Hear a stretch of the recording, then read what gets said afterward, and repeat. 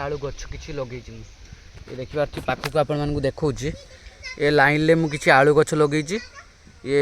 हो गला मोर आज 7 ରୁ 8 दिन भितर हो सांग मैंने तो सांग मैंने आज आपण मानक मु आलू चाष विषय कहबी तो देखिपे मोर साइड किसी आलू गछ अच्छी आपण मानक मु देखा ये देखिपे आलू गछ किसी लगे ये देखिए पाखक आपण देखा ये लाइन ले मुझे आलू गछ लगे ये हो गला मोर आज 7 ରୁ 8 दिन भितर हो गला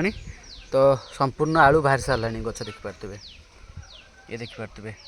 पूरा टोटाल लगे गोटे लाइन लगे ये देखिपे कि आलू गछ आउ एक्चुअली माटी कि दिखाई देखिपे ये देखिपे ये आलू आपण मैंने जो चारा लगाऊँ घर आलू भी हो पार किंतु एक्चुअली जोटा ब्लॉक रे मिलूँ आलू से आलू रे आपण मैंने आणिकी गोटे आलू गजा बाहरी पड़ो ताकू 6-7 पीस करदे 6-7 पीस कर सारिकी माटी खोलीदेवे घर बाड़ी आपण मैंने लगे पारे जमती मु लगे माटी दी साइड काढ़ीदेवे जमती गछ दी साइड काढ़ी दी साइड माटी काढ़ीदेवे काढ़ी सारापर आलू गछ से खंडे खंडे करते से माने रुई माने एमती गोटे गोटे छाड़ी माने चांकड़े नहीं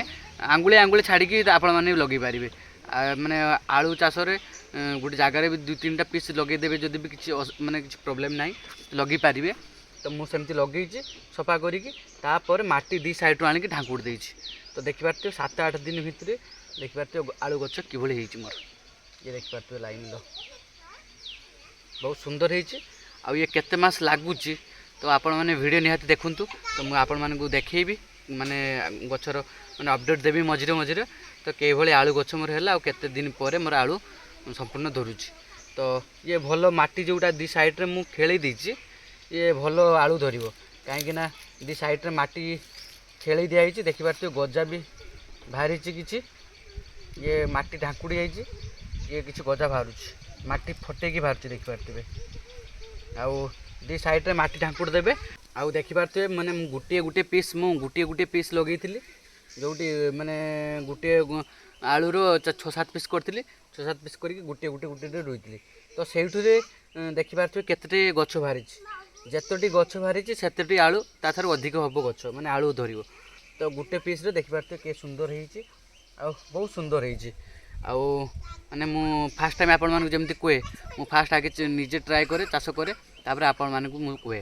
तो मु सेमती आपण मानक मु देखौची कि आलू चाष करि परिबे आ निज घर बाड़ी रे आपण माने जदि चाष आलू चाष करूचंती निहाती मन रखिबे बालिया माटी जो थे बालिया माटी जेटी थिबो तो सही जगह भल आलू माने चाष करि परिबे आ जोटा माटी टाणुआ माटी से आलू एते सुंदर हबो नाही माने हबो जो खतुआ माटी अच्छे से जगह हो पार भी बालिया माटी हो पार किंतु टाणुआ माटी हो पार जदि हम किछटा आलू माने छोट छोट हम आउ बेसी आलू हेनी 2-3टा आलू हम बेसी हेनी आ बालिया माटी हेले कौन हम बेसी आलू माने आपण नहीं पारे जमती मुझे आमर माटीटा बालिया माटी एक्चुअली माटीटा आनी आमर नई पाखर ये आम जगटा कि एक्चुअली ये जो माटी अच्छी ये माटी है टाण माटी किंतु मु नई रू आम नई कोडू जो बिल अच्छे से बिलू मु माटी आनिकी पकईली तो ये बालिया माटी हूँ आ फस्का देखिपे केते फस्का देखिपे माटी चूना हो गुंड हो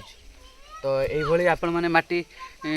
जोटी थी से जगार आपण मैंने आलू चाष करेंगे बहुत सुंदर हम आलू आउ मैंने गोटे गोटे आलू लगे छोट छोट काटिकी से जगह 10टा-15टी आलू बाहर गोटे गचरे आउ देखिपे मो तो लाइन टोटाली मुझे लगे देती आपण मैंने पूरा वीडियो देखूँ आगू आगू मु छाड़ी नेक्स्ट वीडियो भी छाड़ी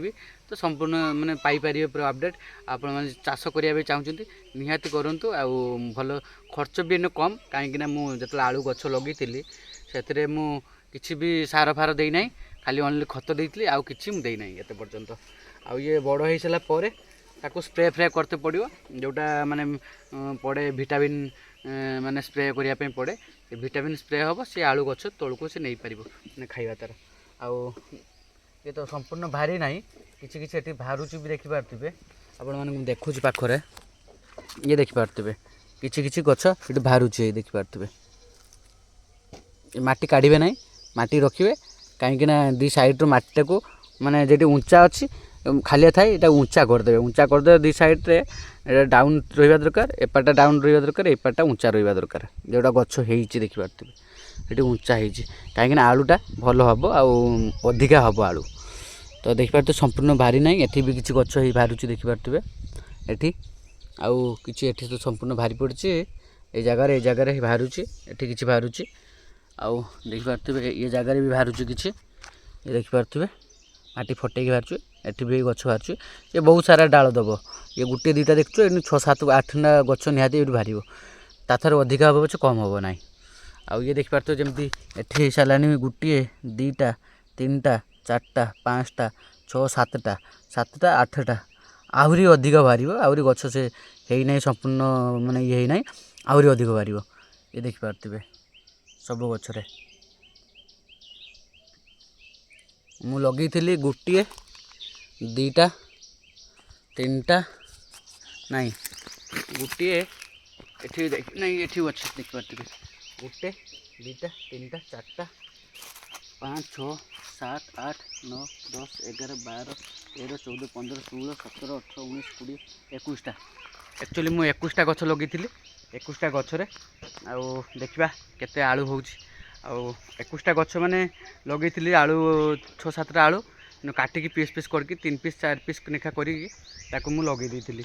ତ ସେଇନ ବାହାରିଛି ଏତିକି ଗଛ, ତ ବେଶୀ ବି ଆଳୁ ଲଗା ହେଇନାହିଁ, 4 5ଟା ଆଳୁ ଲଗା ହେଇଛି, 5ଟା କି 6ଟା ହେବ, ମୁଁ ଆଉ ଏତେ ମନେ ନାହିଁ,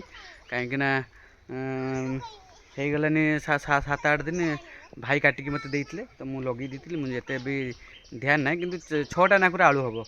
ତ ସମ୍ପୂର୍ଣ୍ଣ ଏତିକି ଲଗେଇ ଦିଆହେଇଛି ଆମ ବାଡ଼ିରେ। ଆଉ ଦେଖିବା କେତେ ଦିନ ପରେ ଆଳୁ ମାନେ ମୁଁ ନେଇପାରୁଛି, ଆଉ ଆପଣମାନଙ୍କୁ ମୁଁ ନିହାତି ଭିଡ଼ିଓ କରି ଛାଡ଼ିବି, ତ ନିହାତି ଭିଡ଼ିଓ ଦେଖନ୍ତୁ। ଆଉ ଆଳୁ ଚାଷରେ ମୋର ନୂଆ ଫାର୍ଷ୍ଟ ଟାଇମ୍, ଆପଣମାନଙ୍କୁ ଯେମିତି କୁହେ ମୁଁ ଫାର୍ଷ୍ଟ କରେ, ଆପଣମାନଙ୍କୁ ଶିଖାଇ ଆପଣମାନେ ବି କରିପାରିବେ। ଆଉ ଦେଖିବା ଆଗକୁ କ'ଣ ହେଉଛି। ଆଉ ଚାଲନ୍ତୁ, ଏତିକି ଆଜି ବ୍ଲଗ୍ରେ ଏତିକି ରହିଥିଲା, ଆଉ ସେକେଣ୍ଡ ବ୍ଲଗ୍ରେ ଦେଖାହେବ। ତ ରହୁଛି, ନମସ୍କାର, ଜୟ ଜଗନ୍ନାଥ।